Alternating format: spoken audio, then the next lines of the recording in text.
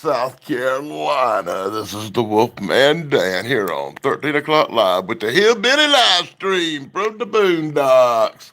Give me 1 second to get my little crap set up. Because you know I do things old school here.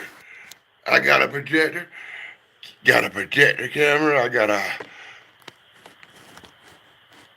video camera to shoot from, and I do the best I can. And I'll get the theme song fired up, provided by Pat McCormick. You'll find his link in the live stream. Welcome in, Ace Gal from Australia. I always like to see new people in the stream. If you got a channel, we'll shout you out here. And enjoy the theme song while we wait for a few more people to come on in and start the show.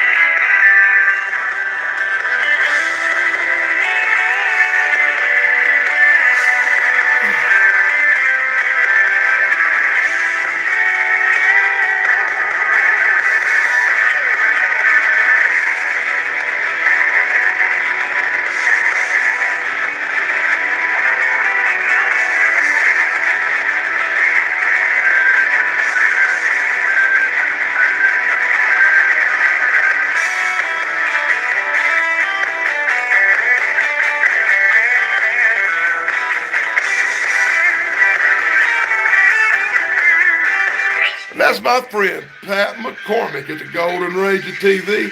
Everybody be sure to check out the Golden Ranger TV. You'll find his link at the top of the chat tonight. Hey, I got a very special thing going on tonight. Everybody knows about my friend Joe Snyder. He hadn't been doing too well lately. My friend Joe has been real sick. He's been dealing with the cancer, and it's just hard for me to even talk about. It really is. But I thought tonight I'd put aside the Bigfoot lectures that I normally do. And I thought I'd do a show for Joe because he was on Pine Island Research recently and he told his Bigfoot story. And I'm sure most people who watch 13 o'clock live, especially you people in Australia, you probably missed it. So I'm gonna play Joe's Bigfoot song, and then I'm gonna show Joe telling his Bigfoot tale with a very special, heartwarming entrance from Jeff Harding. So stick around. And this song's for you, Joe. This song's for you. Here on 13 O'Clock Live. And I'm your host, Wolfman Dave.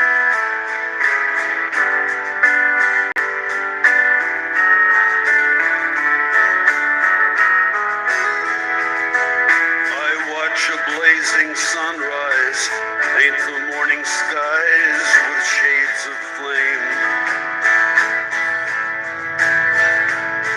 Above a quiet wilderness, man has somehow never tried to tame. The moment seems suspended in a land where there's no need for time or clocks.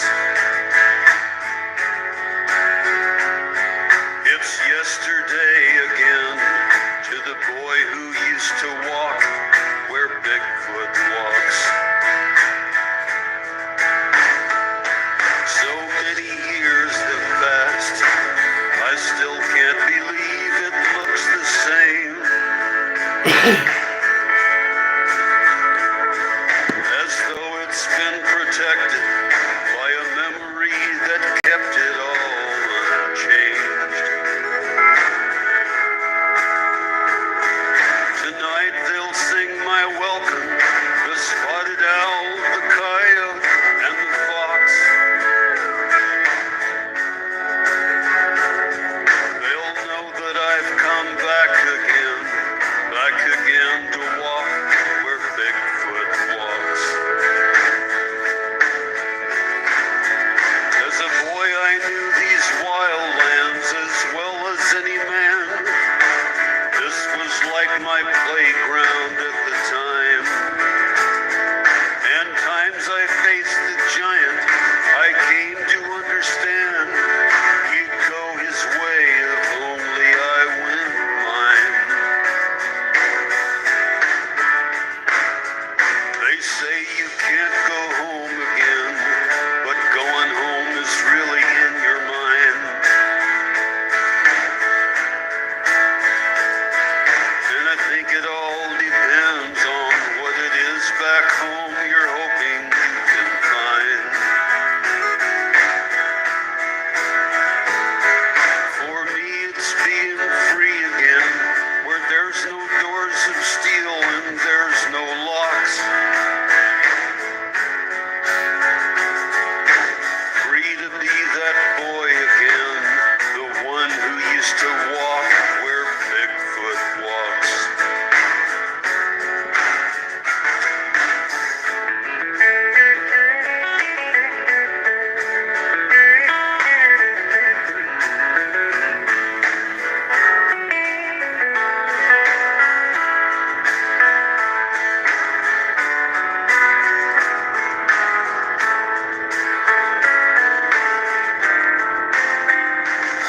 Someday this peaceful valley may have to give way to the march of man.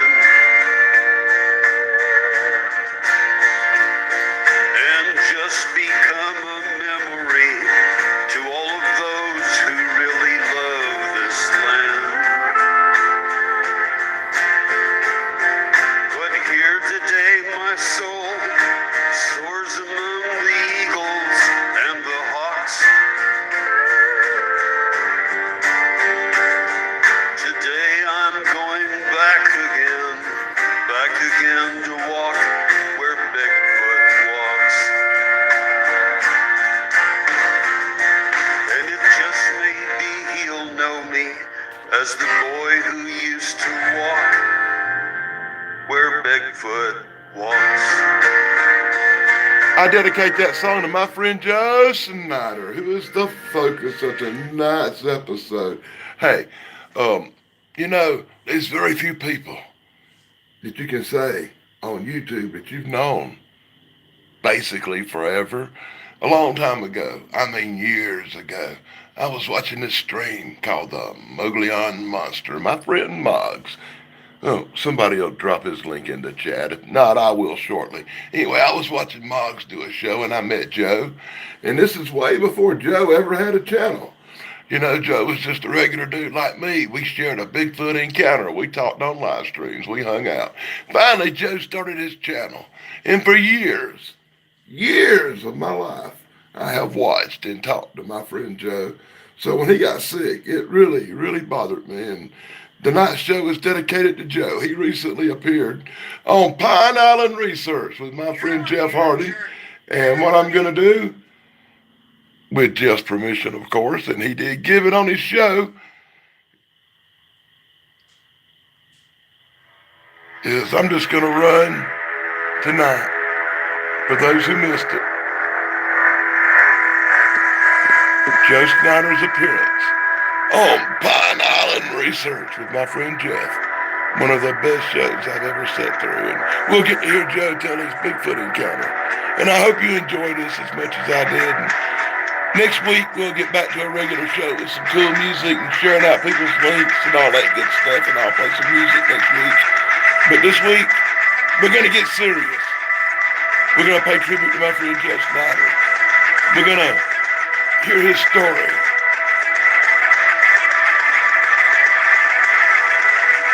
And I really deep down hope you guys enjoy this. And if you've seen it before, sit back and watch it again. And I want Joe to know that, you know, as a brother and a friend, I will miss you, my friend. I will miss you one day.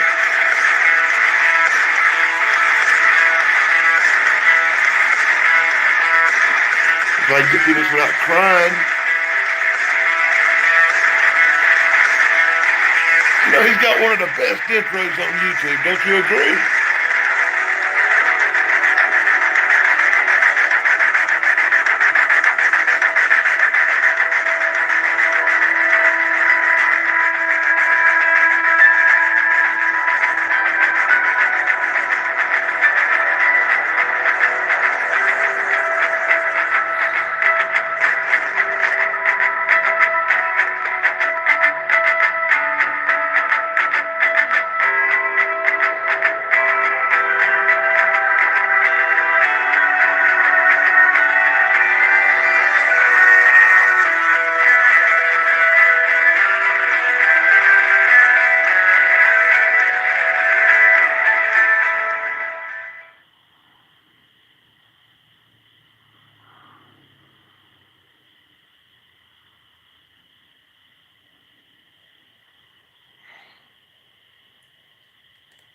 I should pull that over slightly, shouldn't I?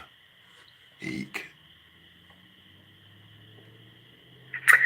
Hey everybody, welcome to a special edition of Pine Island Research. I hope everybody's doing well.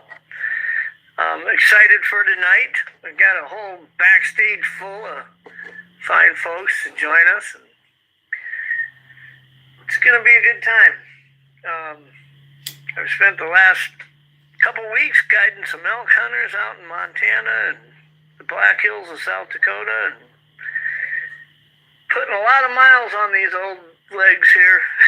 And had the horses out, but boy, we walked as many miles on foot as we did on the horses, and had a lot of luck. I had 3 different clients for 4 to 5 day stretches, and all 3 of them filled their tags, and pretty nice elk. So it's good to be home. It's good to be relaxing. Started to realize there's something humbling about guiding a client that's about 15 years older than you, and you can't keep up with this guy. You realize how bad you are, what kind of bad shape you're in at 54 years old. But I'm excited for tonight because a few days ago, my friend Joe Snyder was talking about how he's had friends asking him and people asking him where can they hear his encounter at. And Joe has shared bits and pieces of his encounter that he had in 2020 in New York on a lot of different pages. But Probably the best one was when he joined with Leon and did it on his page on his YouTube channel, and that accidentally got deleted.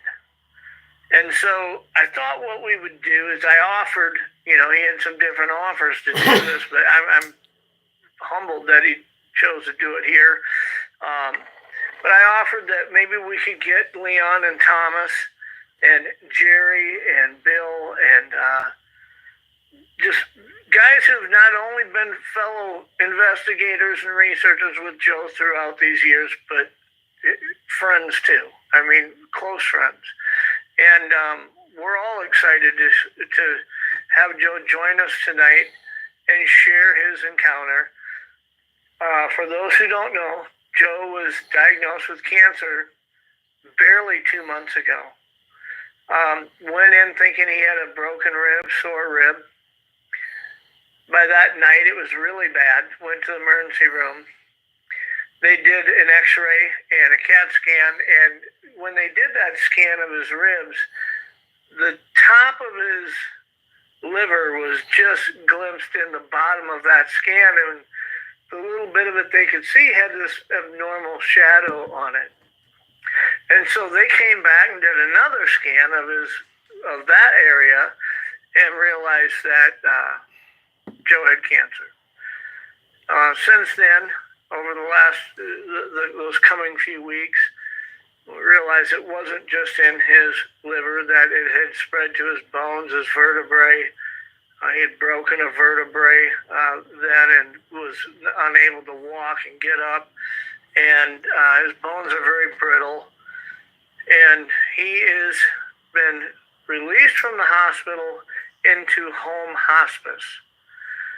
And as his friend, I'd like to think that we've got some significant time left with Joe, but doctors, being the realists that they are, would probably tell us that it's shorter than what you would probably be prepared to hear. So Joe has accepted that. He's been incredibly strong, very inspiring to those who have had an opportunity to talk to him as he's going through this. Very appreciative of everybody's support. But we're going to have him come on tonight and share his encounter. And I just think it's going to be awesome that will be documented for people to hear for a long time. Throughout the evening, I'm going to ask Jen and whoever else, I'll give a couple more wrenches out if I have to, but if you guys can share the link to Joe's and Molly's GoFundMe, I would encourage anybody who wants to donate and help cover, trying to raise some money to make sure that Joe's final expenses and things aren't an ongoing burden for Molly to have to deal with, whether that's, tomorrow, a month from now, or a year from now. We just don't know. But we don't want that to be a financial burden for them. And a lot of his friends and people who love Joe have came together and have raised $10,000 through that GoFundMe.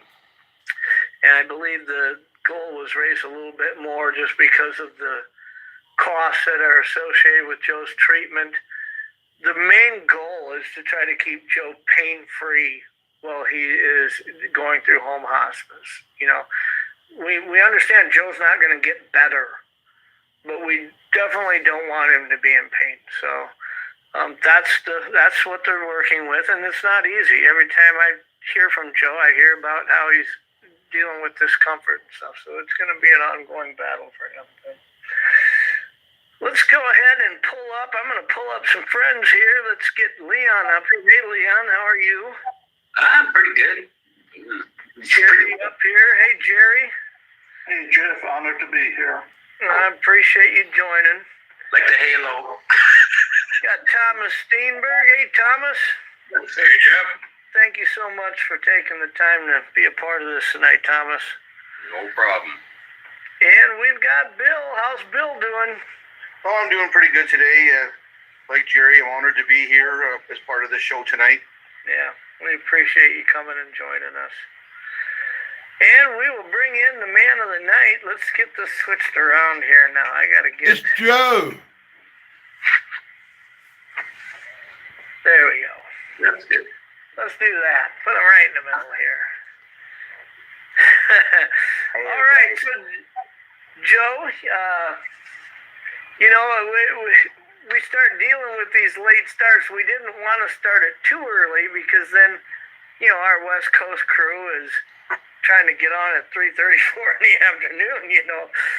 So waiting until 9 Eastern, you're out in the Eastern time zone. It is a little bit of a challenge because with the pain meds and the different medication you're taking, you know, we're pushing it. But I get that.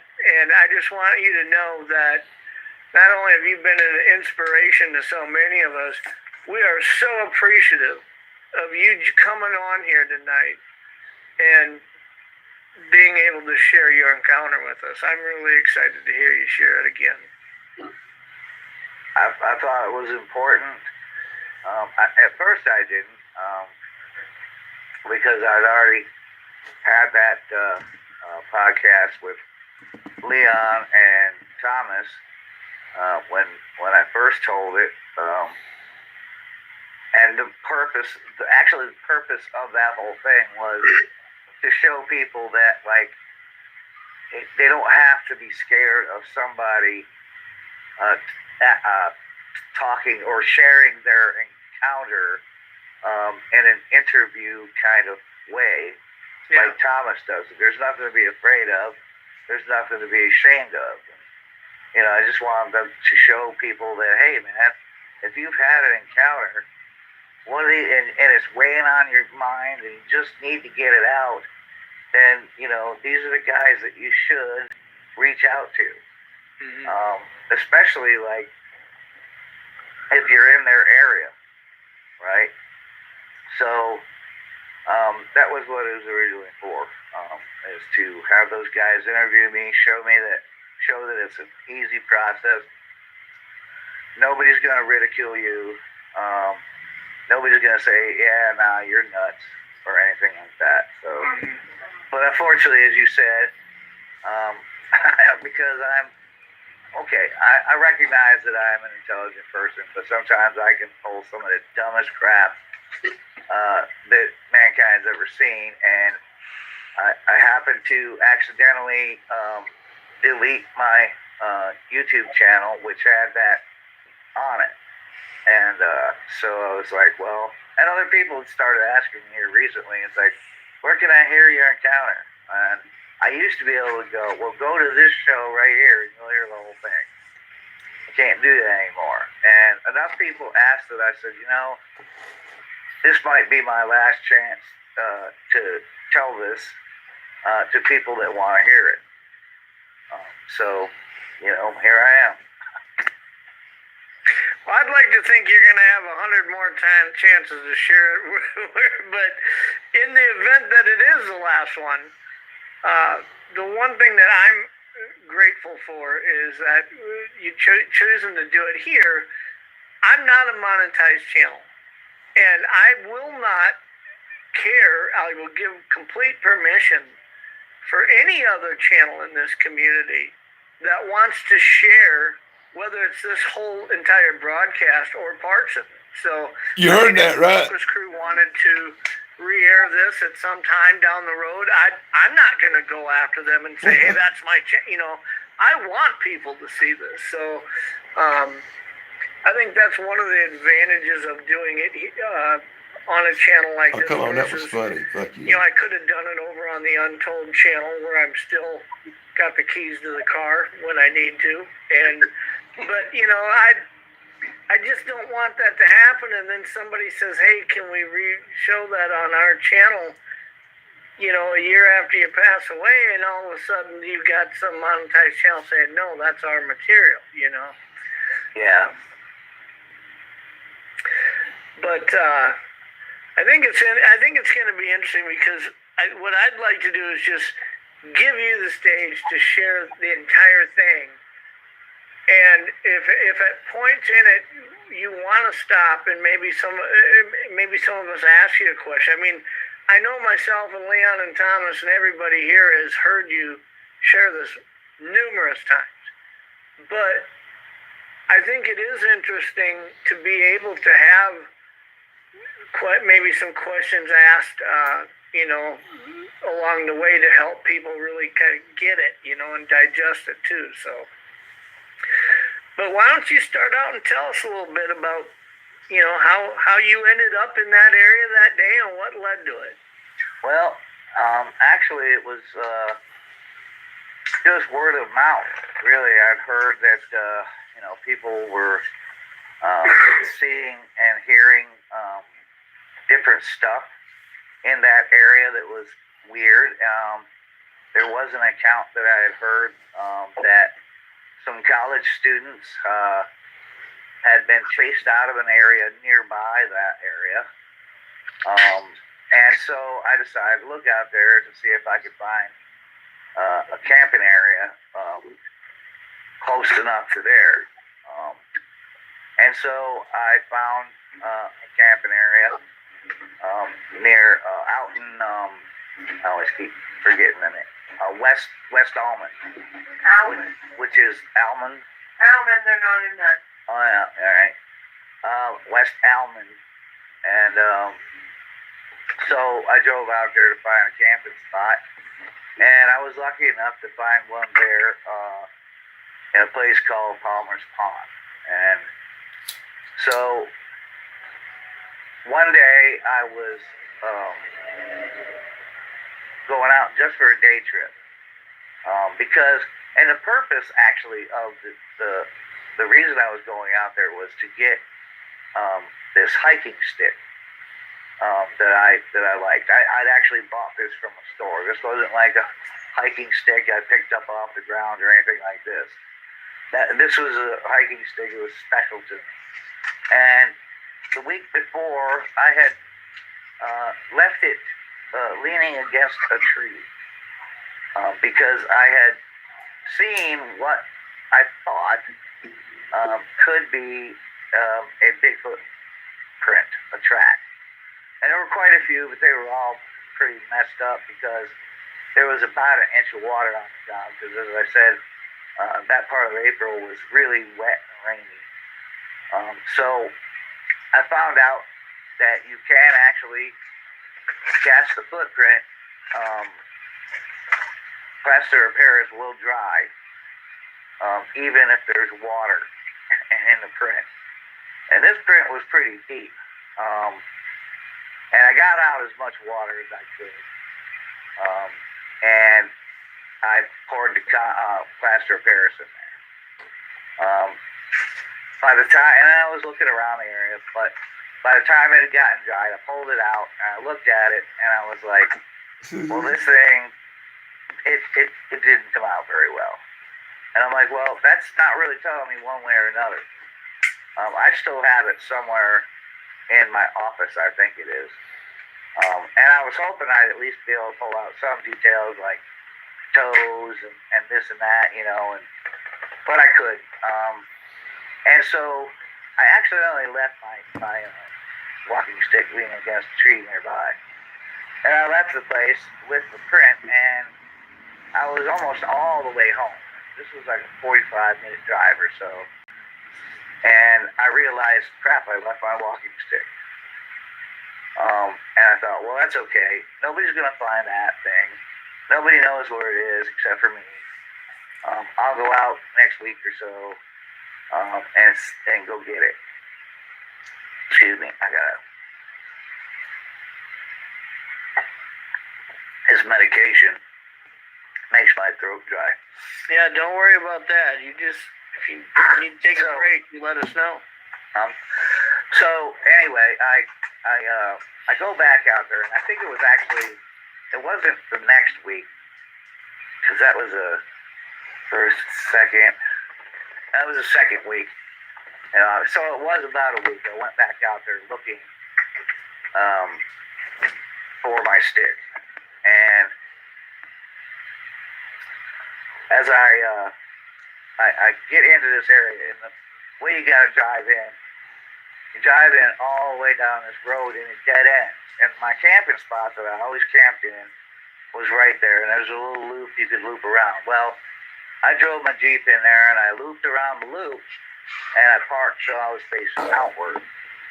This is a trick that almost every researcher or anybody that's a Bigfoot enthusiast usually does, and it's so that, and just in case you can make a quick getaway.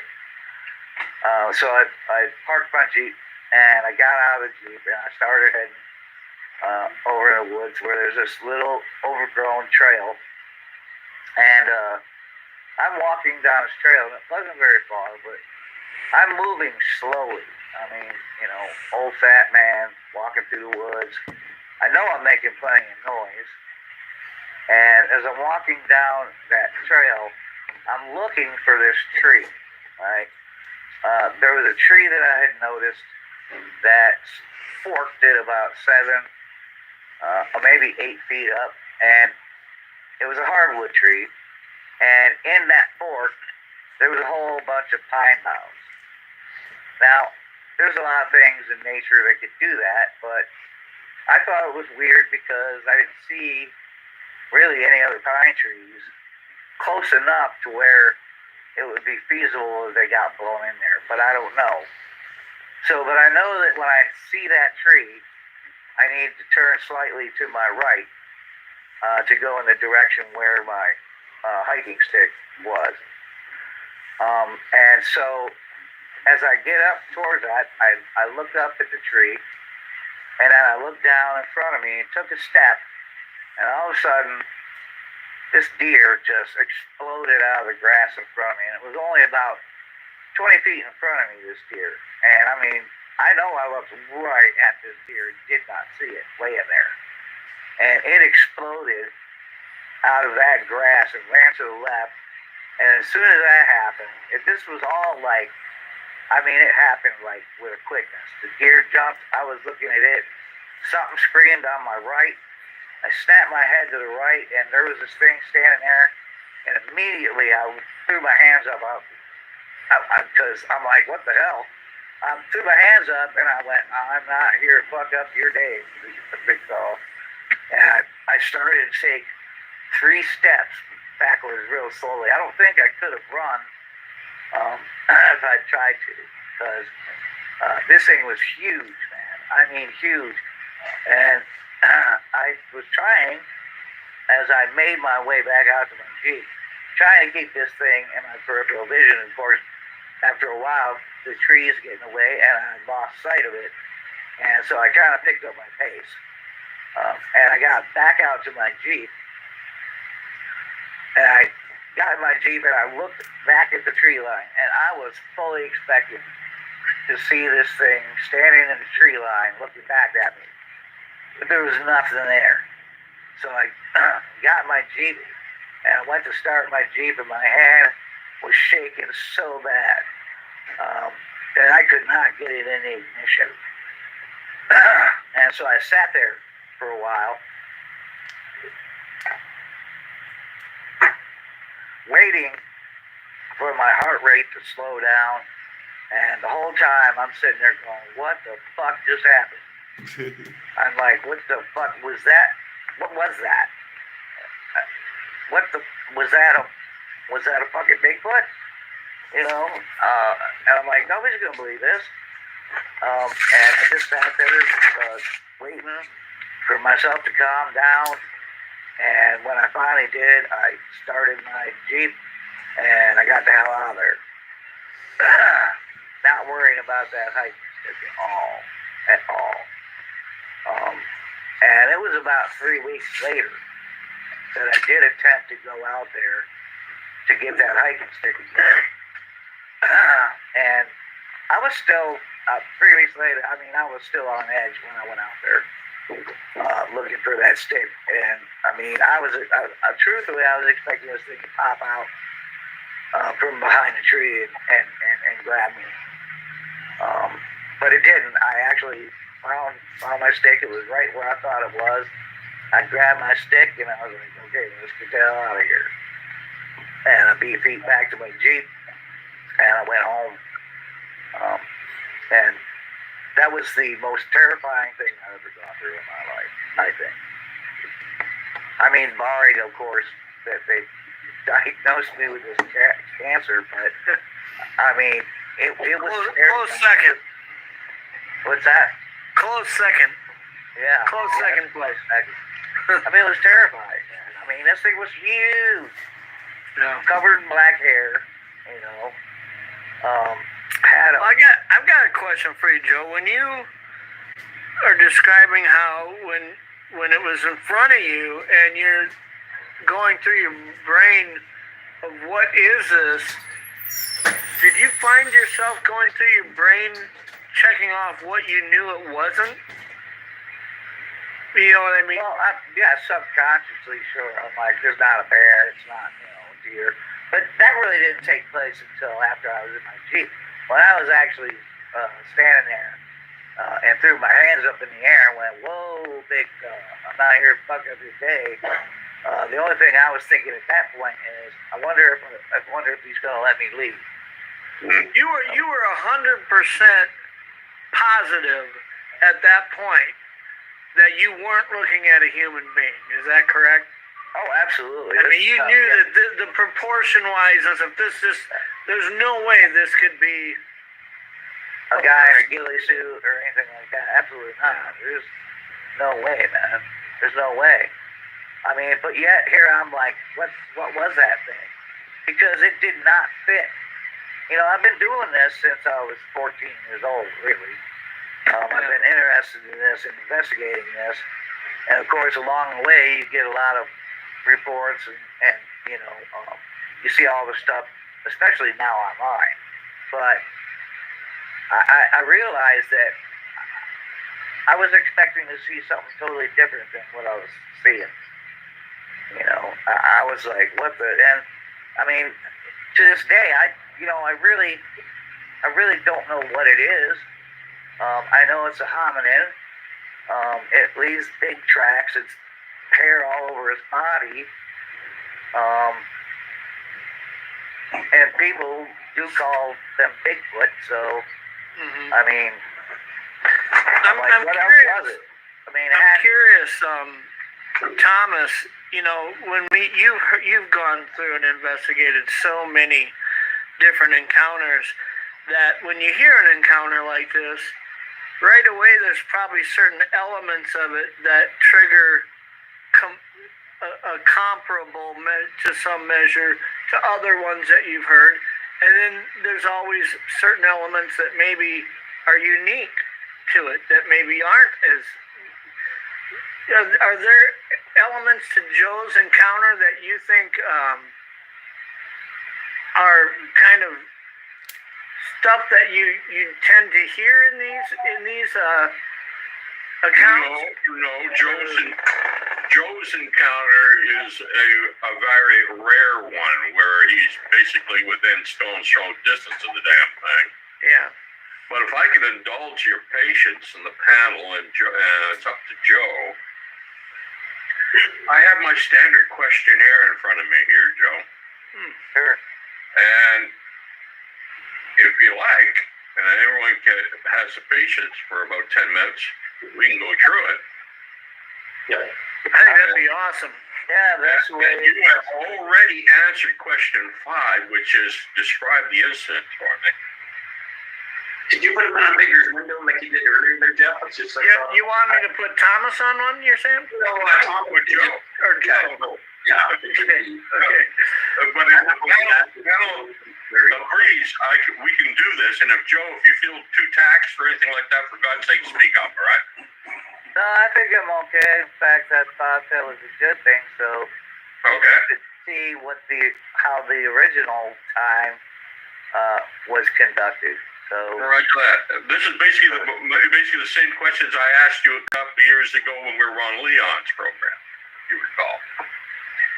Now, just for our audience, this is the 6th of October, 2023. Joe, just state your full name for everybody out there. Joseph George Snyder.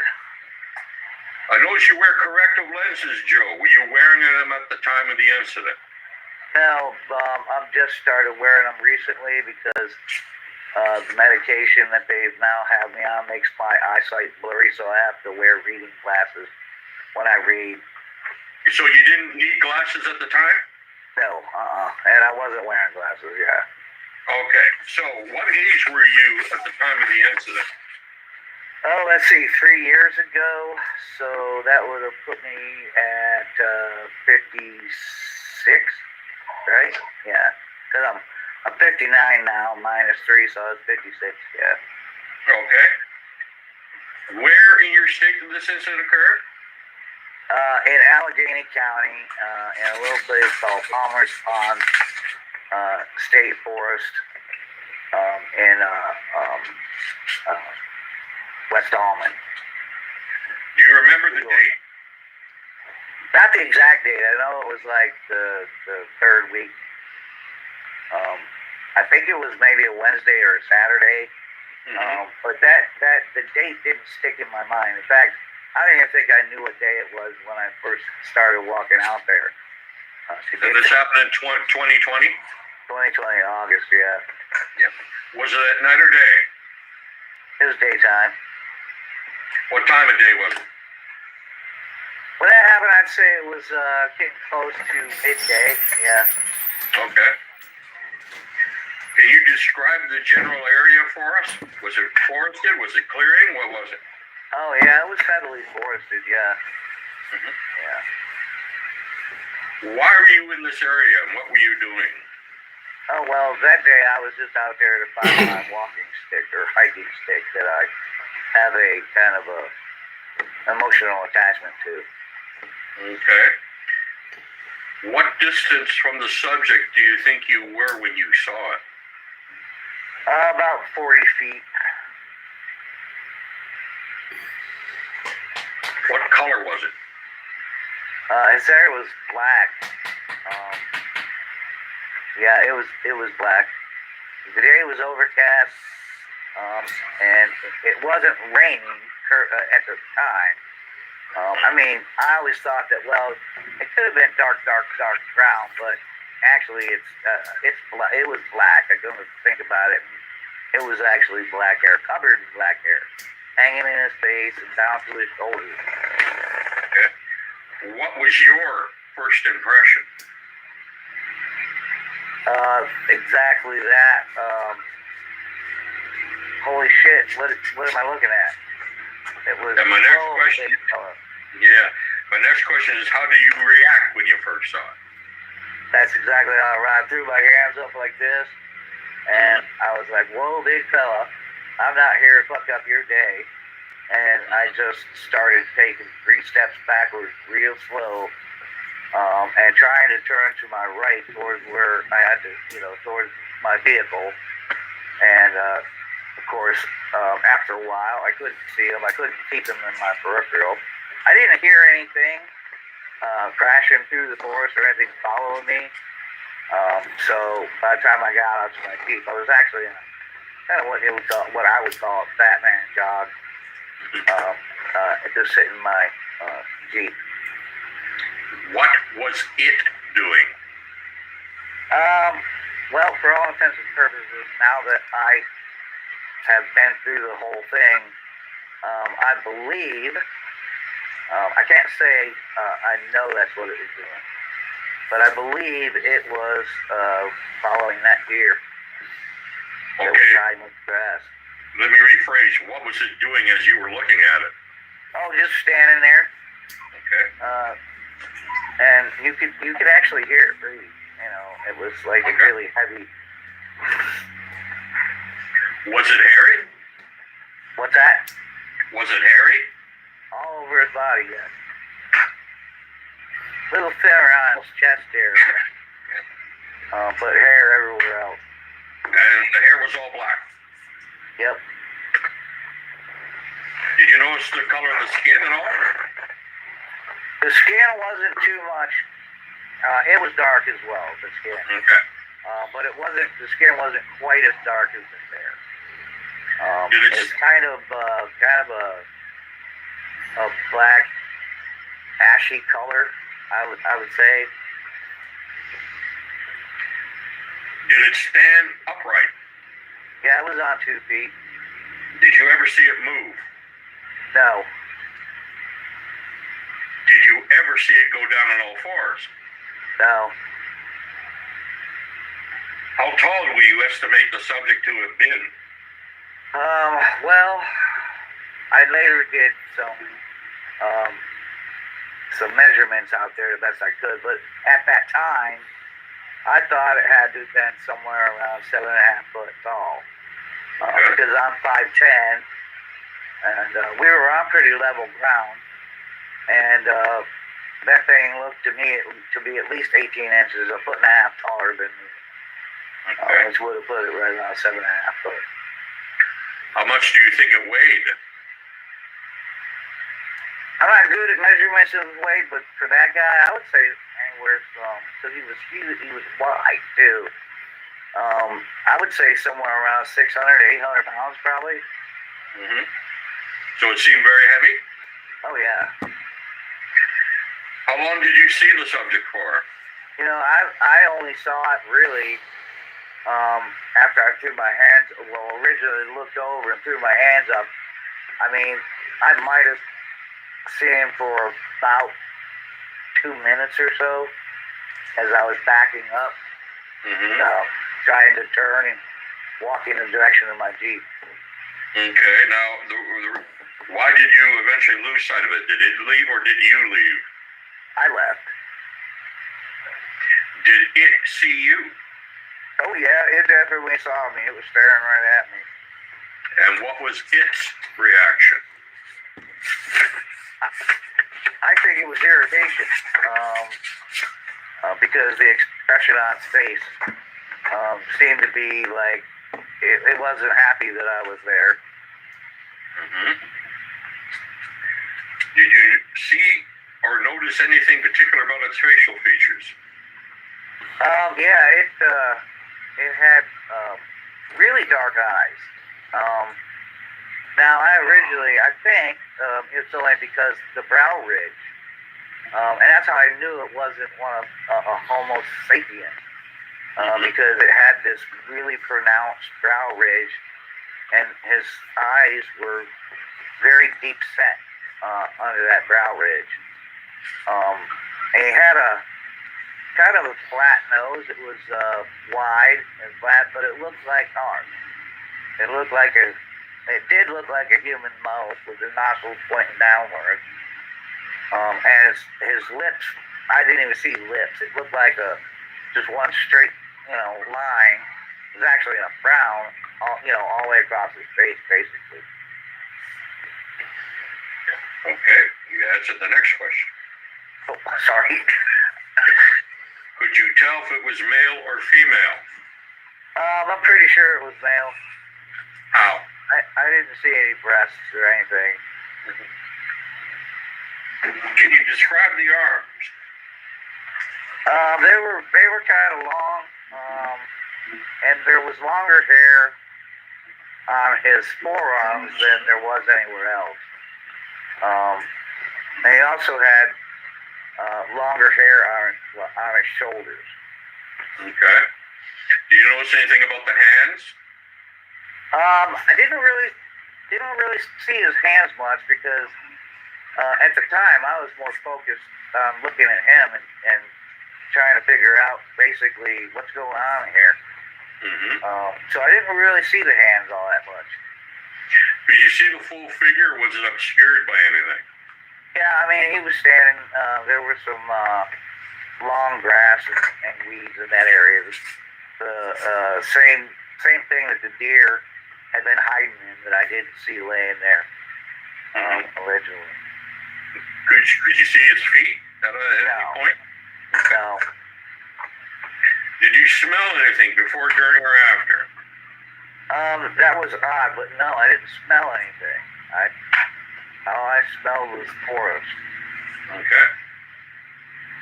Are there any other physical characteristics of the subject that stand out in your mind? How wide it was. That thing his shoulders had to have been at least 3 foot across. if not wider. Okay. And he was built like a barrel, man. I mean, it wasn't like, he wasn't built like Arnold Schwarzenegger or anything like that, or some of the artist renditions you see. He looks like a big, huge, barrel, man. And it's like, what's that? Kind of like Schwarzenegger today. Yeah, right. Right. Now, you went back to the spot later on again to try to retrieve that hiking stick, correct? Yes. Did you check for any footprints at that time, or did you check for any at the time of the incident? I didn't check for any at the time of the incident, and when I went back out finally to try to get the walking stick again, I mean, I was more concerned about getting that walking stick and getting out of there because, I mean, the whole incident 3 weeks before was like, that was pretty traumatic, and I was still feeling kind of scared about it, and so, I mean, knowing me, subconsciously I was probably looking for footprints when I went back out there to finally retrieve that hiking stick, but I wasn't purposely, no. Did you report what you saw? No, because I'm like, nobody's going to believe it anyway. Describe your general outdoor experience for everybody, Joe. You do a lot of camping. A lot of camp. Well, I used to, yeah. I did a lot of camping. Mm-hmm. I love camping. The longer I can stay out there, the better for me. Were you involved in a Sasquatch investigation before this incident? Yeah. Were you carrying a camera with you? I actually was. I had my phone in my back pocket. I didn't have any other kind of camera, but there is a camera on that phone. Did it ever occur to you to take a photograph of the subject? No, it didn't. Really. I didn't. How long did the incident last for again? What's that? How long did the incident last for? The whole incident? Mm-hmm. I would when you say. first saw it, you lost sight of it, yeah. Oh, when I lost sight of it. Maybe 3 minutes. 4 minutes, maybe. It wasn't, it felt a lot longer, but it was, I realized in the chain of things, it actually progressed pretty fast. Was basically the reason you didn't take any photographs that it didn't occur to you out of fear, or it was an afterthought? Oh, absolutely out of fear. Mm-hmm. It was absolutely out of fear that I didn't take any pictures. I mean, after the thing, I did like kind of kick myself when I realized when I got to my Jeep and sat down in the Jeep and felt that camera in my back pocket. I was kind of like crap. At the time of the incident, did you even remember if you had the camera or not? At the time of the incident, no, actually. I didn't. I'd forgotten it was there. And I had grabbed it from the holder and stuck it in my back pocket before I walked across the road and got on that trail. But when the incident happened, that camera phone was not the thing on my mind. The thing on my mind is, am I going to get out of here alive? Were there any other witnesses, or were you all by yourself? I was by myself, yeah. Okay. What do you think it was? I think it was a Bigfoot.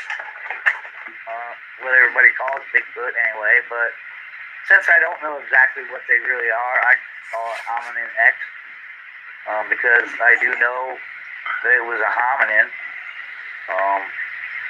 As far as anything else goes, I can't tell you really. But yeah, I think that's what people are calling Bigfoot, is the thing that I saw. Have any of your friends or family members, close friends, ever told you of an incident like this before? No. Most everybody excuse me. Most everybody I know, they don't believe it's even possible for something like that to exist. Mm-hmm. Have you ever made a report of an incident at any other time to anyone else? No. Is this the one and only time you think you saw what you believe to be a Sasquatch? Yeah.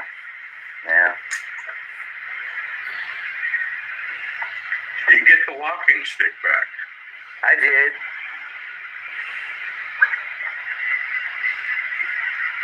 That concludes my question. I got a couple of questions I'd like to ask you, Joe, coming off one of the questions that Thomas asked you.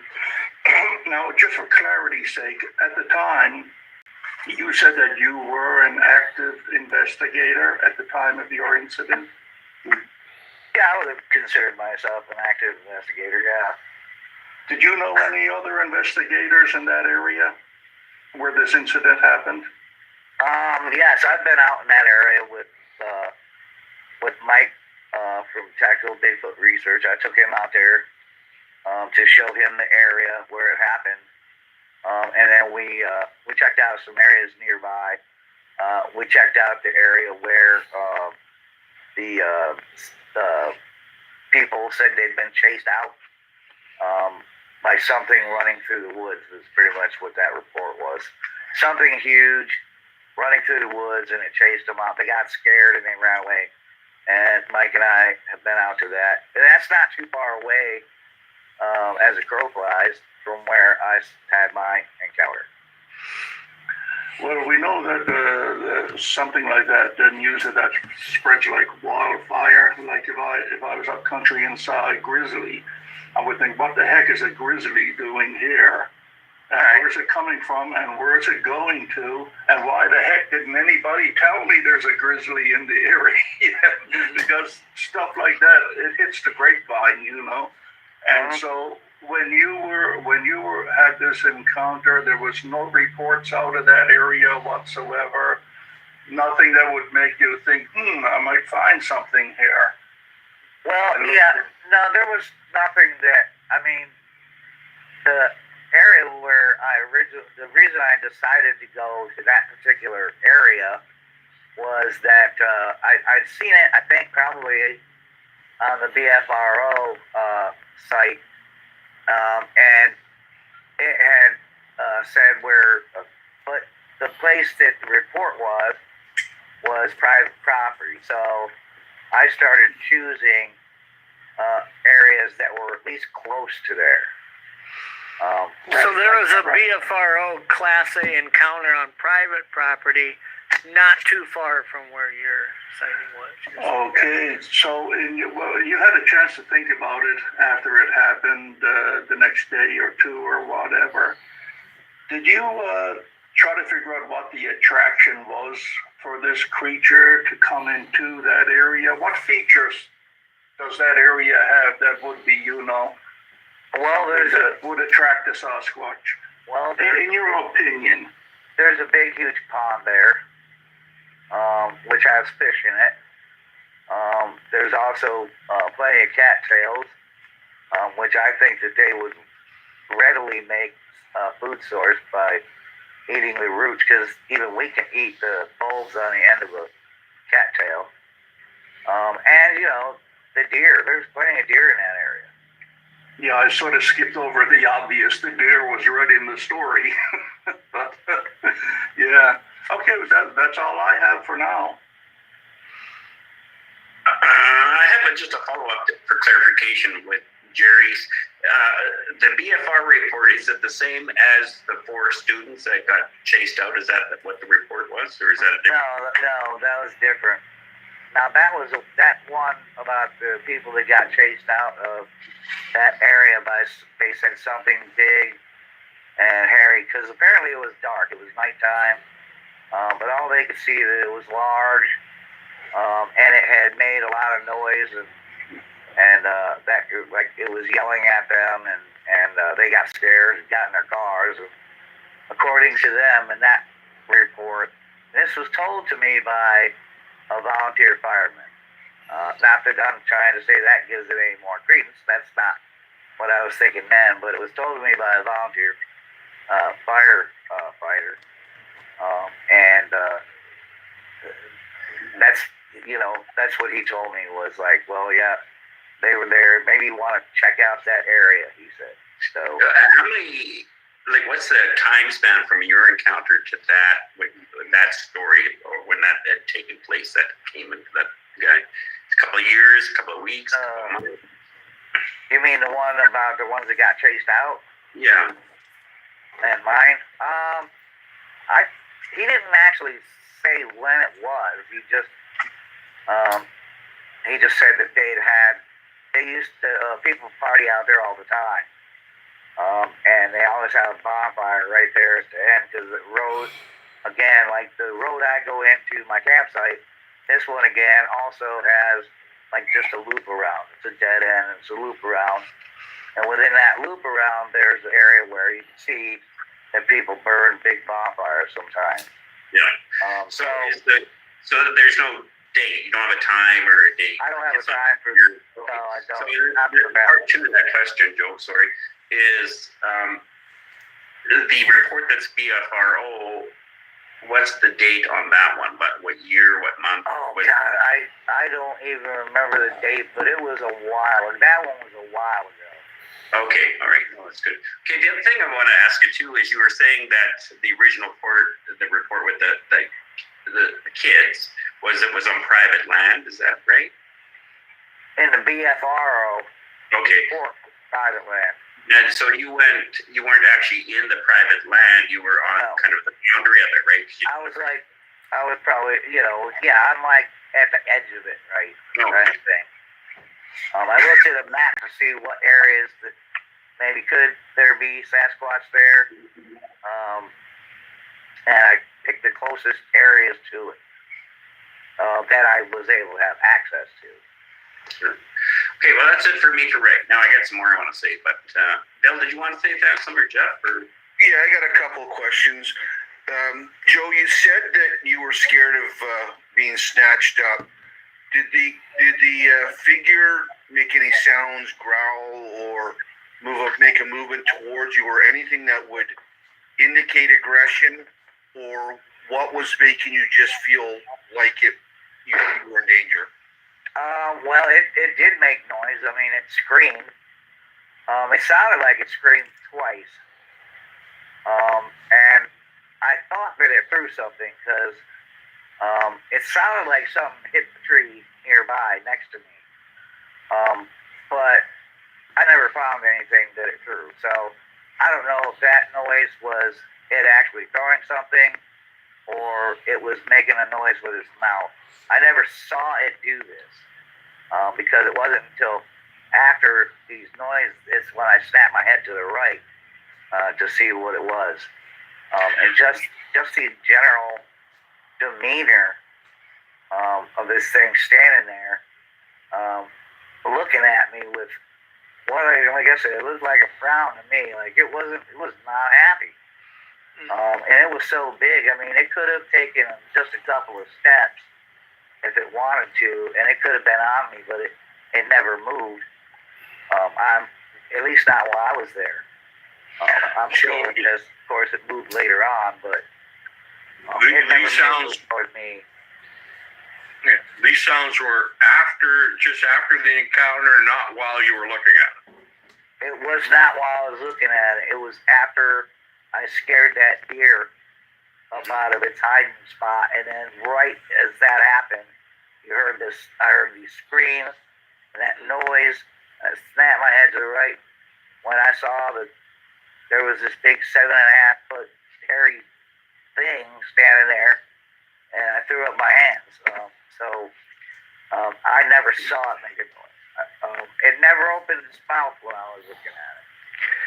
So when you said scream, what would you say would be sort of the volume and characteristic of that, say, compared to any other animal or human that you may have heard before? Oh my God, it was so close to me, about 40 feet away, I'd say. it was loud. It was loud. I can't even compare the noise that this thing made to any other animal I've heard. Do you think you could, if you tried to reproduce the sound it did, you don't think you could reach the intensity that it was? Oh, hell no. Yeah. Did you feel it reverberate inside of your body as you heard it? I'm sorry, what's that, Leon? I said, did you feel it reverberate inside of your body as you heard the scream?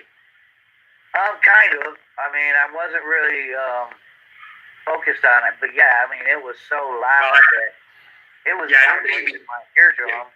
Yeah, I don't think you'd be very focused on it, because if it's a scream, like we've all been in the bush before, when something screams, it reverberates. Certain screams reverberate. It's not that you're thinking about it; you're reverberating from it, and it's like when I think Thomas had asked you, did you smell anything? And the first thing that came to my mind was fear. Most people would say, well, how do you smell fear? It's amazing when you're in fear how it's so penetrating to you sometimes. And that's definitely the state you were in, is fear, absolute fear. And as you seen it, it was probably like 60 seconds you saw it. But man, you are right back there. Like, there's so much I want to say to you. If any of you guys were watching this video, watch it earlier when he tells the story. It'll show you when a person is not lying at all about their encounter, because he's talking about it from experientialness. The whole way he describes it is as it's happening to him, even in his body today, which is 3 years later. 4 years. You know, Leon, I have heard people say, I've heard it when people make the comment when I've shared my encounter. I've heard of people talk about it when Joe shared his and when Jay shared his, is that it feels like you're taking me on a journey, the way you tell it. But that's because when you're hearing it told by Joe, or you hear me tell of my encounter, I'm there in my head. I can't get out of. I can't tell it as if I'm 1,000 feet away from it. I'm just stuck in the middle of it when I'm trying to recall and tell you about it, you know? Which is different. This is why I'm kind of pointing this out for people at home, and also for the archives or helping people. When a person is telling you a true story, they take you out there, like a true story, not a person who's a great storyteller. Then they'll activate your imagination. You're not if you really are sensitive enough, you'll tell whether or not, when you're hearing a story, your brain's it's in your imagination. When Joe is telling his story, it's not in our imagination, because we can see ourselves there with him almost. Because if you see it on him, you see him, you see it right in his eyes. He's always looking. He always does the same thing. How many times we've heard the story? He always puts his hands up there. Yeah. His whole story, again, if you go through it, it's a little deeper if you're reading people, but not psychically, by the way. But when you're hearing his story, it is a guy frozen to death because of something he's seen that doesn't know what to do about it. I think that's a good example, that moment. Every time you hear Joe share this encounter, is he physically puts his hands up. He's not telling you, at that point, I put my hands up. He's in his mind there putting his hands up. Yeah. Am I going to die? I'd like to add something here. Yeah, go ahead. Somebody in the comments said, this is sounding like an interrogation. And, this is not an interrogation. This is, we want to get the story as Joe remembered it, as much detail as we can. Bill, what that was is, that's our buddy Hoffcast. He had showed up just after Joe had shared his encounter. So just so everybody knows, Joe shared his encounter about 40 minutes, and following that, we were asking him questions about it. And I think he missed the point where he was sharing the encounter. So I can see where maybe it did kind of feel like that, Well, just so people understand, like that. Doesn't feel like that to me, though. Right. I don't feel as if I'm being interrogated. No. And this is an important aspect of your life that deserves to be recorded down accurately and consistently. Absolutely. And that's what the questions are for, is so something that's important for you can be an important marker for other people to listen to. It's the clarification, and it making sure people understand what Joe's trying to put forth. That's the other thing, is when you're trying to share this encounter and you're stuck. I mean, your mind is glitched into that moment, that you can say everything from your perspective of being there, but sometimes when people are digesting hearing you talk about it, maybe that question of saying, hey Joe, tell us about this, it kind of helps people focus on it and catch it the way maybe Joe meant for it to be heard. You know what I mean? Because it's real hard to get to where I try to, like, when I can remember the way the air smelled, how cool it felt, all that stuff, the moisture in the air. When I start telling my encounter, my skin feels like I'm in that climate at that moment. I mean, and I can tell that that's the same way for Joe. I did have one question for Joe. Yeah. That moment before you saw it, in retrospect, when you look back, do you think that you were giving off any type of noise as you're walking along? I know you're alone, and when you're alone, we tend to be fairly quiet. I mean, unless we're talking out loud to ourselves, we're not broadcasting vocals. But as far as the way you were moving through that environment, do you think it could have heard you from a ways away, or do you think it's possible you walked up on it and truly caught it by surprise? No, I don't think I caught it by surprise at all. That's what amazes me, because I was making a lot of noise, man. I mean, I admit it, man. I'm not like Daniel Boone. You know, I can't move through the forest quietly. So I know I was making plenty of noise, crunching through there, crashing through, and you know, that's what surprised me. I was like, I don't understand. In retrospect, as you say, I was like, why didn't it just step back a few feet into the trees, and I would have never known it was there. Yeah. There's something that I find really interesting about your encounter that I've heard in a few others, and I'm interested to get the rest of the panel's take on this, and let me kind of set this up, because this is something that I've really been trying to study and pay attention to in different species. And that's when I'll use for an example a mountain lion. When a mountain lion at night is pursuing deer, I have watched in my area, right, actually not far behind my house, I was coming back from bow hunting in the dark and had a mountain lion just lose its mind vocalizing at me. And it really surprised me that this thing was not running away when it saw me, because about 99 out of 100 times a mountain lion will move away from a human. They just don't want to engage usually. But there's something about a mountain lion that when it gets vested in tracking something and you trigger that pursuit mode, and let's say it's spent an hour or more following 2 or 3 doe deer, and now all of a sudden they're standing down at the lake behind my house drinking water, and it's watching them from a distance, and here I come walking up.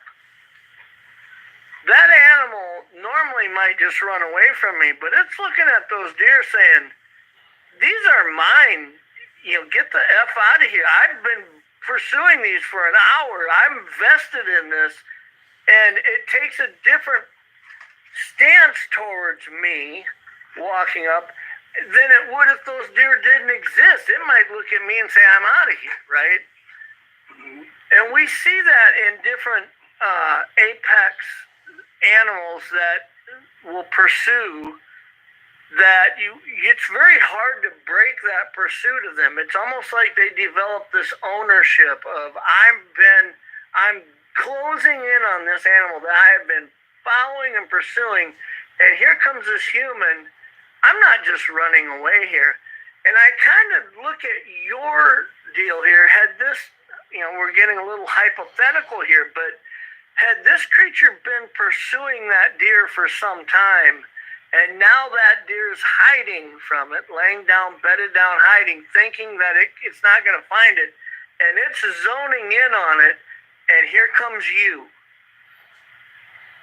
It's not looking at you like it's surprised or trying to move away from you deeper in the woods and not have contact with you. It's looking at you like it's really pissed off that you got in the middle of what I'm doing here. Yeah. And like I said, I've seen that with mountain lions. I've seen that with other animals where they get vested in the pursuit of something that they aren't easily broken away from that. And I've heard some other encounters where, when people talk about, you just got to assume the number one goal of a Sasquatch would likely be elusive, stay hidden, don't have contact if you don't have to, right? So why did it not, when it heard you coming, back away? It could be because it was really vested in trying to get this deer, and now you're coming along screwing that up. Well, that was something that Thomas and I had talked about originally too, and Leon. And I mean, at first I'm saying that I wasn't sure. I just find it really strange that there was a deer hiding in that long grass, and there having to be a Bigfoot there too. Mm-hmm.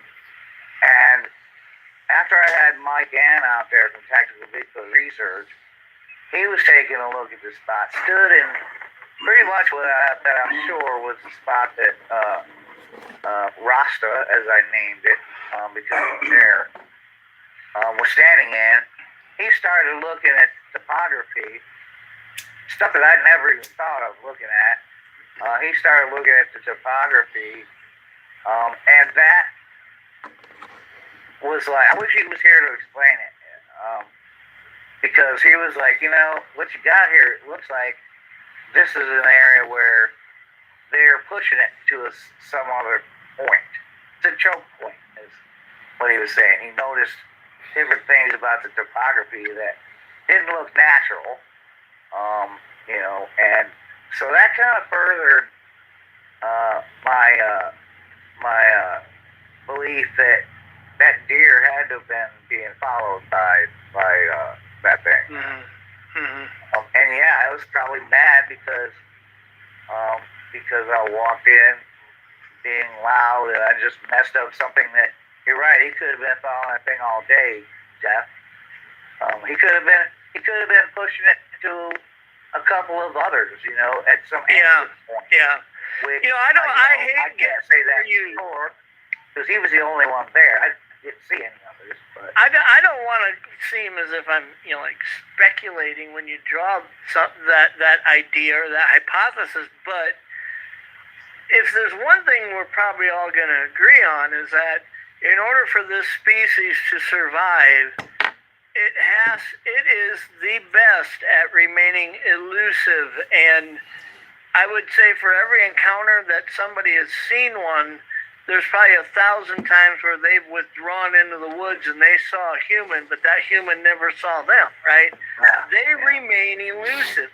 So for one to be standing there, even though it probably likely heard you coming, and not remove itself from that area, makes me think it's vested in something that it's a little defensive of, and it's not willing to just give up on, I think Rasta decided this was a hill worth dying on. Yeah. By that I mean, I don't know how old the Rasta creature might be. It could be, he could be infirm. He could be, this was an easy kill for him or whatever. And Joe walked into the middle of it. And so he did not back down. He did not hide.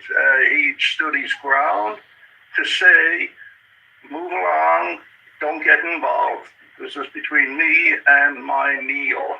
And that's it. He, just like any predator, as Jeff would say, just decided this is a hill worth dying on. Forget instincts, forget your fear of people and everything else. And it happens throughout nature. It happens with bear attacks, grizzly attacks, and whatever.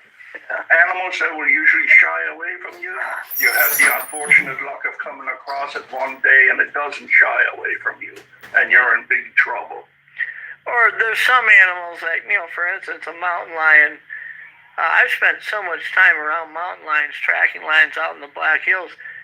They truly have that feline pursuit mode to where they could watch a human being walk by 100 times, and every time as it gets close, they'll turn and leave, or they'll hide. They don't want to confront that. But all of a sudden, one comes jogging by or riding by on a mountain bike or something, and you can trigger this pursuit mode. And once you've seen videos of this where people are jogging on these trails and a mountain lion's chasing them, they're throwing rocks at this thing. It don't run away. I mean, it's like a trance that it gets in when it's in this pursuit mode. Very hard to break that pursuit mode. And I think, maybe an animal like a Sasquatch pursuing a deer maybe isn't to that extreme of it, but there is something there that they're committed to. There's a conviction that they're not willing to release just because you came walking along. Whereas any other time, they'd be like, I don't need this guy to see me. I'm out of here, Well, I want to ask Joe to help us with this a little bit here. So, Joe, how far was the deer from you from when that happened?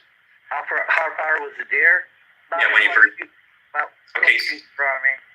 Okay, so the deer was 20 feet in front of me, and this was 40 feet away from you. To my right, and Grass it was about right? 40 feet. Because the reason why I was thinking that is there's another side of this thing that Jeff's talking about, which is a predator will also, if you are another predator to take its prey, will attack you first. And I was trying to figure out the distance. So is Rasta closer to the deer or closer to you? Well, I think at that point in triangulation, I actually think I was closer to the deer. Okay. If Rasta didn't move and the deer didn't move, and you would have kept going on your mode of travel that direction, would you have intersected where they were between them? Oh, absolutely. I mean, if I had turned to my right at that time, near that tree, because that's why I was looking for that tree, to know where to turn to go towards my hiking stick. If I'd have done that after the deer, if I'd have done that before, if the deer had stayed put and laying in that grass, because I did not know it was there, I looked right directly at it and didn't see it. But if it had not moved like it did, I would have turned to my right and he would have been right there. I would have seen him standing right there. But I didn't because the deer startled me. I can't say as much because there's no way that deer could startle me as much, but it did startle me. I mean, I even jumped, when that deer exploded out of that grass. If that deer could sense that there was something else that captured that creature's attention, it's going to be up and moving. I mean, it's going to look at that moment and say, this is my chance. You know what I mean? Yeah, can I add a couple things here, guys? Oh, yeah, for sure. Sure. Like, one of the things that, you sort of looking at the analogy of the predator, any predator, when they see a potential prey item suddenly run, can trigger the pursuit instinct, even if they originally didn't mean any harm. And the other thing with predators as well, which may explain this, is predators don't usually attack anything that they believe could injure them. You get injured in the wood, you die. But predators will often give a threat display to other predators to say, stay out of my area. So it is possible that, this being saw you approaching towards the deer and let you know that you were entering his area. Yeah. And I mean, of course, it's all speculation, but Right. if you do believe that there was predatory intent Yeah. with Sasquatch, that could be a possible explanation for its actions, and then backing away slowly was probably the best thing you could have done in that situation. Yeah, it's kind of like having a bad older brother. He's looking down at you going, "Get out of here, you punk." I mean, when you You're half have my two, size. Get out of here, you know. when you have two apex predators that are in range of each other or around each other, it usually is a posturing contest. You know, because you're right, Bill. Something usually you don't often see two grizzlies going at it to the death. They understand what they're capable of to each other, and the same thing with other large animals. I think when you start getting a pack of wolves, 10 or 12 wolves that start coming after a grizzly bear, that's the most dangerous thing a grizzly bear is going to encounter, is because it can't fight off 10 or 12 individuals, working together. You see this all the time in nature, to where a lot of times they make themselves big. If it's a moose, they're thrashing their horns, their antlers around in the brush. They're trying to make themselves appear, you don't want anything to do with me, get out of here. They really don't want to fight and get down to it. And so it's possible that this thing didn't run away because it felt like if he gets close enough to me, I'm going to show myself to him and he's going to leave. Maybe he's experienced that before, where he's had a human being around and been able to, whether it's a vocalization or breaking branch or whatever, the human's reaction is, holy shit, I'm getting out of here, right? So yeah, I mean, just the mere sight of him was enough to scare me. And I think, I think at least probably subconsciously, as I was looking at this thing, and I don't think I could have run, even if I had. But I'm glad I didn't run, because I'm like, if you run, it's a possibility that this thing might chase you. sure. And I didn't want it to chase me. So I was pretty relieved that, I guess, his interest, of course, was still on that deer more than anything else. Because... I'm sorry, go ahead. Because I can't see where that thing looked at me and could have been afraid of me. I'm not exactly sure why he didn't move towards me. I'm just happy that he didn't, and I was able to get out of there. Because I'm not one of those people that I think Bigfoot is my forest buddy, and I'm going to sit down and eat a piece of jerky with him and have a beer or whatever. They're a wild animal, and they have to live out in the wild, and they have that lifestyle, and they're not like friendly, so. Joe, I want to ask you a question about. We talked about offline kind of thing, but remember, because you're modest and you like pretending that you're not too smart, which I think you do as because you're a nice guy, which is a good thing, good trait to have, character trait. But I always talk to you about before we say, what is it you're looking at, and then we start talking about like, what is it you're seeing, and you can never come up with an answer because you don't have anything close other than this narration. Well, this is what Sasquatches might look like. You've always been fair about your look on that whole thing. But I also ask you that question, because you know a lot about hominids and the hominoids and what those actually are and the differences between them.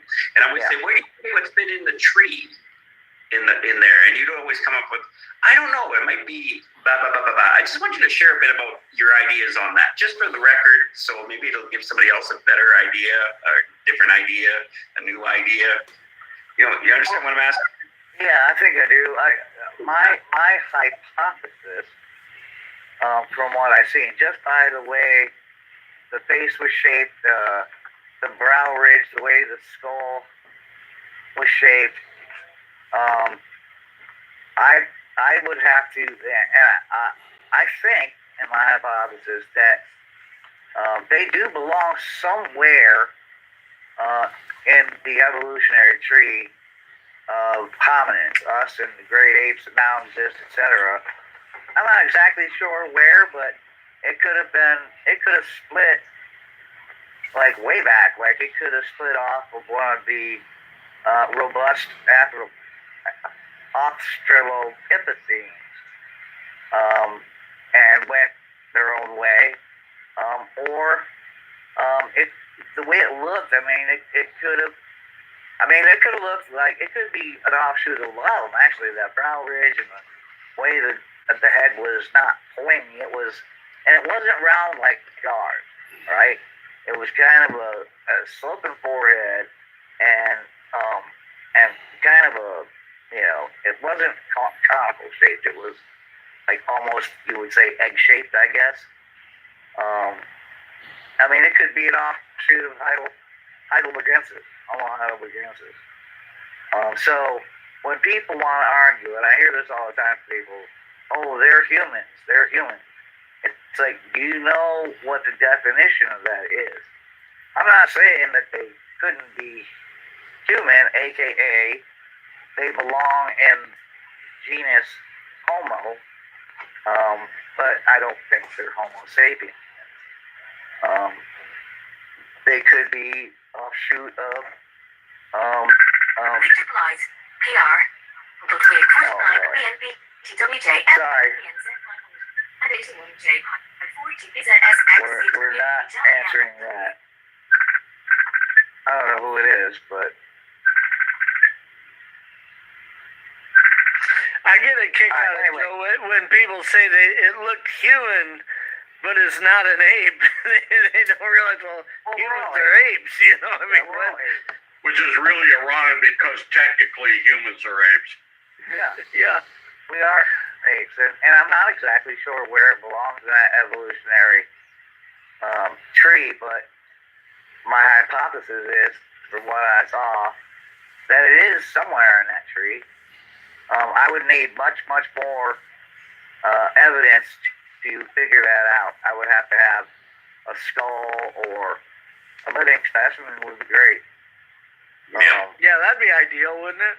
To be able to tell what it is, where it belongs. But it definitely does. And it could be, you could call it, if it belongs in the Homo genus, then yeah, then thereby saying it's human.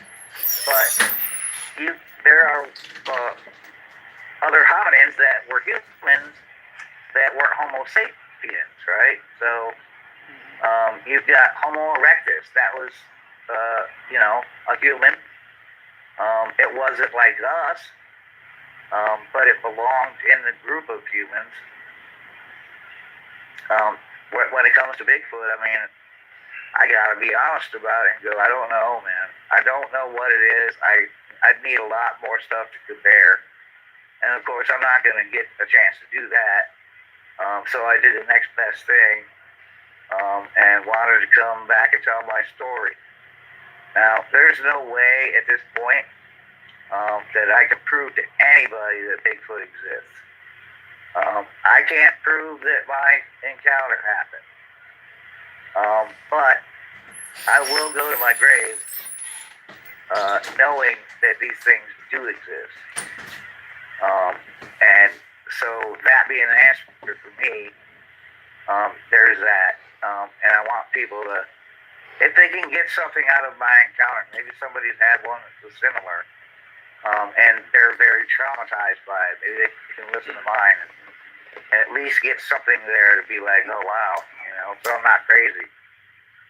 Well, I think it's interesting when you talk about, basically kind of what slot does this fit into, right, when it comes to the evolution. And what's interesting is you hear a lot of people comment on the descriptives that people share in the variances between the hair length. Some of it's short, some of it's long. Some of them are really tall. Some of them aren't that tall. Some of them have more body mass. Some of them are skinnier.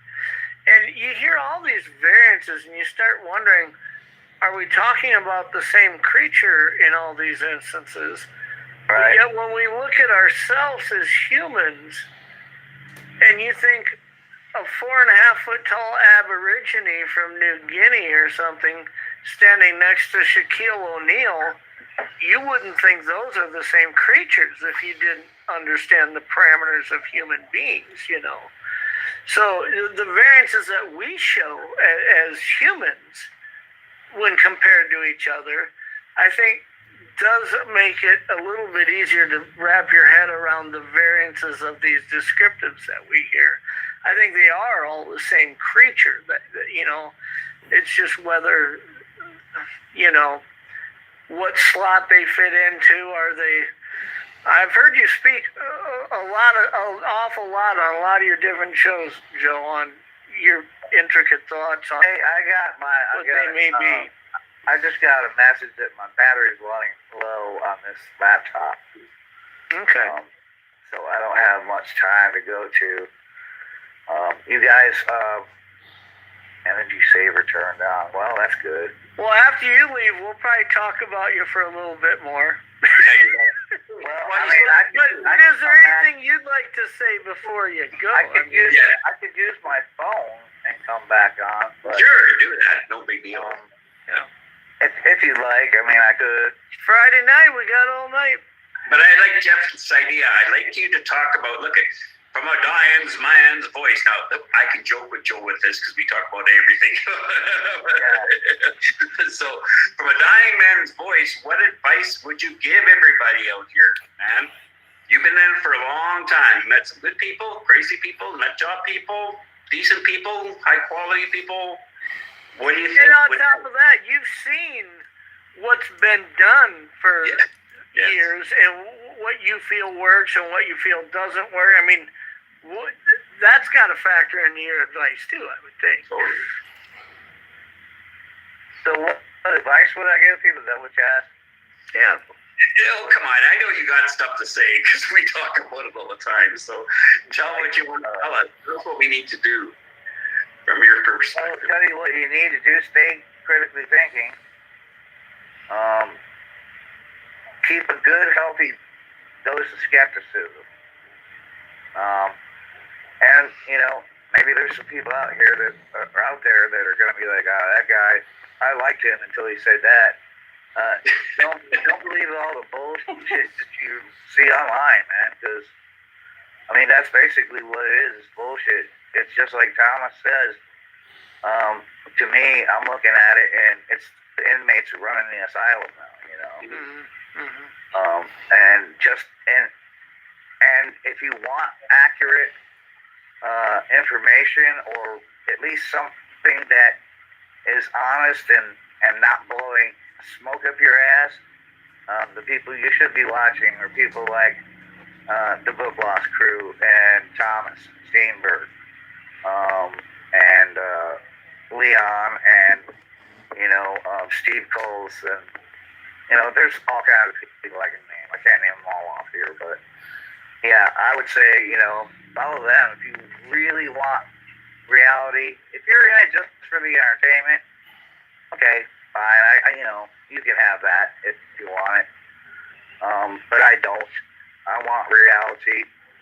I don't want a mask sitting on top of a fence or the jacuzzi, and people calling it a Sasquatch. So that's what I would give their advice. Well, I think it is pretty easy for people who are trying to take a scientific approach and saying, show me the data that will lead me to the truth. Show me the data and leads me to the truth. I want to appreciate everybody for coming by tonight and joining me on my little Joe Snyder thing I done. This is from Pine Island Research. Be sure to check out Pine Island Research. You can go over there right now and watch the incredibly long rest of this interview with Joe. I want to thank everybody. Be sure to like, subscribe, and ring that silly little bell. And we'll see you next time. on 13 o'clock live. And I'm ending early because my battery is apparently dying for some reason, not because I want to.